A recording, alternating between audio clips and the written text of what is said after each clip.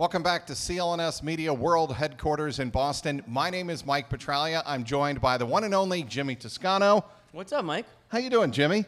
I'm pretty good, actually. You know who else is pretty good? Josue Pavone. How did you know I was going to say that? Josue, welcome back. How you doing? Welcome back, Trags. How was good, break, bro? man? It's good to be next to you again. You know, it's been a while. Yeah. This is the Trags Garden sandwich. Report brought to you by eharmony.com. Go to eharmony.com. Use the promo code Garden Report for 1 month free when you buy your first 3 months.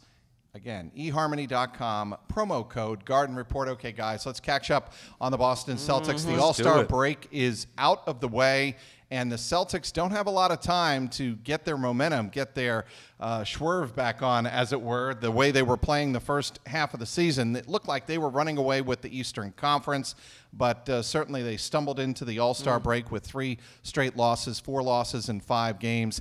And, you know, I think where we start right now is, if you're looking down the road in 23 games or so, the first-round opponent. And we're going to play a little game here.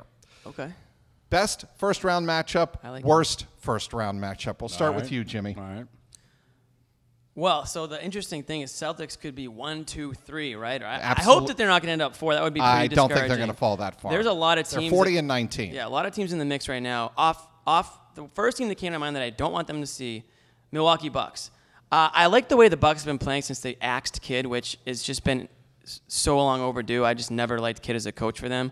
They're 9-3 since firing Kidd, and they've got some young talent. They're obviously athletic freaks in Giannis, and they've got players that I just think they play hard, they play to the whistle, and it's a team that nobody's really talking about, and they could sneak in there and just be a tough first-round opponent for them.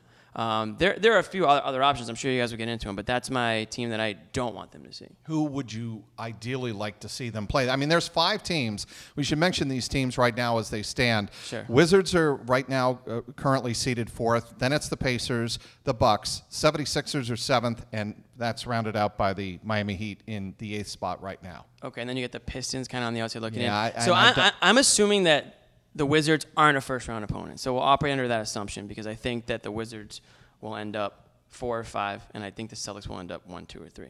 So I'm going to eliminate them as a team right off the bat. A team I don't really care much about, the Pacers.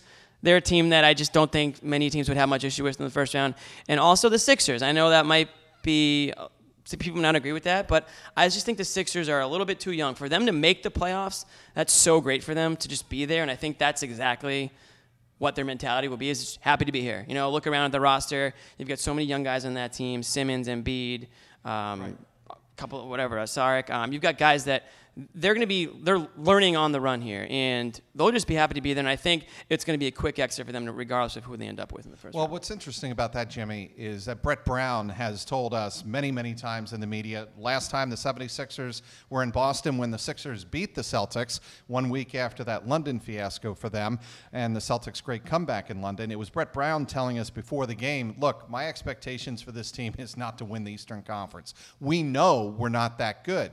But the flip side of that to me is if you're playing with house money and you've got guys like Joel Embiid and Ben Simmons, and then you get a veteran back from possible injury in J.J. Redick, that becomes a very dangerous team. To me, the way they match in terms of strict matchups, when the starters are on the floor, the 76ers present to me the most problems of the teams that they could face in the first round. Josue, your thoughts? Just to piggyback on what you just said, though, I think a lot of that goes away in the second half, though. I mean, in the first half, you see them come out strong. That's been their identity throughout the season. The second half, when the Celtics buckle down, when they start to really attack the Sixers, that's when you see them fall apart. I feel like when they go into the fourth quarter and the Celtics have a really good lead on the Sixers, that's when you see which one's the better team out of the two, and then that's when they ultimately falter. We've talked about this before, especially right before that London game. I just feel like they don't have that go-to closer at the end of the games. I don't think Ben Simmons is quite there. We've talked about his skill set. We talked about how he reminds us a lot of a young LeBron James. I get that. I see that. But he's just not quite there.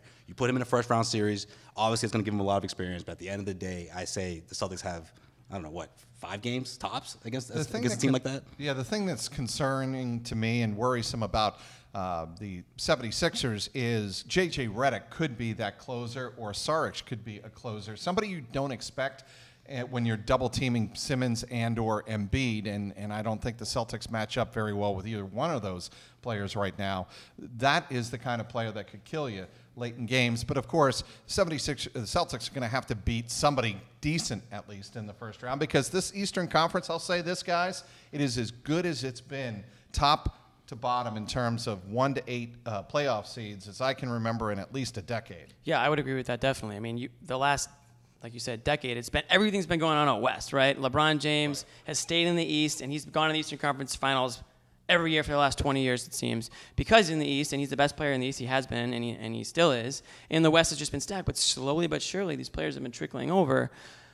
Real quick about the Sixers, I just don't think they can win a series. Sure, they can go in there and steal a game or two because they have enough talent.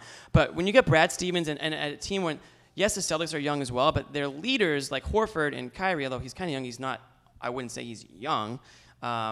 Those guys take over down the stretch in the playoffs, and that's why I think the Celtics have the edge in the first round over whoever they're going to play. Like you said, though, the second round, now you've got the Cavs, you've got the Raptors, you've got the Wizards, you've got these teams that right now you could argue the Celtics are the fourth best team out of those four, because you could say the Wizards are playing better, even though they're currently ahead of them in the standings. Well, and we should also point out that the Celtics have played nobody more in the playoffs than they have the Philadelphia 76ers in their great, illustrious history. And I think it would be, I've said all along, I would love to see Philadelphia basketball and the 76ers relevant again, because it would make a dormant rivalry relevant again. Yeah, absolutely. And I think that's something that we're going to see in the future. I mean, obviously this team has the talent to, whether we're talking whatever Marcus Fultz turns into, 2 or 3 years from now, I think you still have guys like Saric, Ben Simmons, a star in the making. You have other guys who are, even players that come off the bench that you're not necessarily sure where their ceiling is, but they're in a really good spot in terms of developing. I mean, they're trusting the process, and I think that's a team that's going to hang around in that Atlantic Division along with the Celtics and, of course, the Toronto Raptors.